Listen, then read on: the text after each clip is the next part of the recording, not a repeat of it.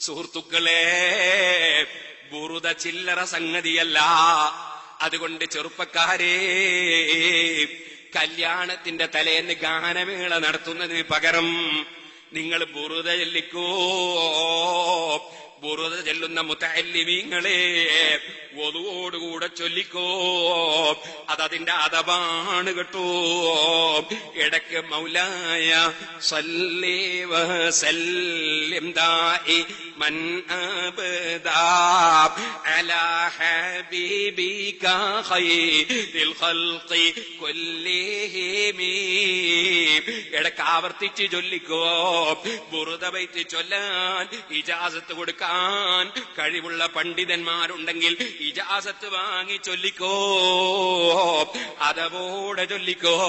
പ്രിയപ്പെട്ട മുതഅല്ലിമീങ്ങളെ, മൗലായ സല്ലി വസല്ലിം ദാഇമൻ അബദാ. മൗലായ എന്ന് വിളിക്കുമ്പോ ഞാൻ അല്ലാഹനെ വിളിക്കുകയാണെന്ന ബോധത്തോടെ വിളിക്കണം. മൗലായ, എന്റെ അധികാരസ്ഥന് അല്ലാഹ്. സല്ലി വസല്ലിം ദായിമൻ അബദാ.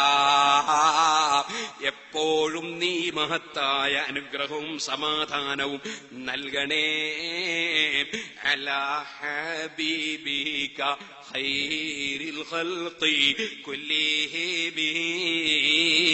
നിന്റെ സൃഷ്ടികളിൽ ഏറ്റവും ഉത്തമരായ ഹബീബായ നബി തങ്ങൾക്ക് മഹത്തായ അനുഗ്രഹവും സമാധാനവും നൽകണേ. ആ സലാത്തിന്റെ മഹത്വത്തോടെ ചൊല്ലിക്കോ. ഇടയ്ക്ക് മൗലായ ചൊല്ലുമ്പോ അവിടെ മൗലൈ മൗലൈ എന്ന് പറയണ്ട.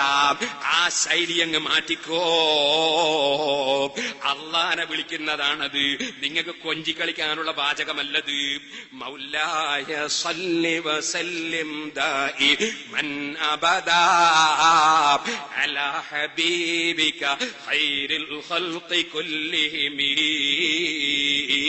മനസ്സാന്നിധ്യത്തോടെ ബുറുദ ചൊല്ലിക്കോ.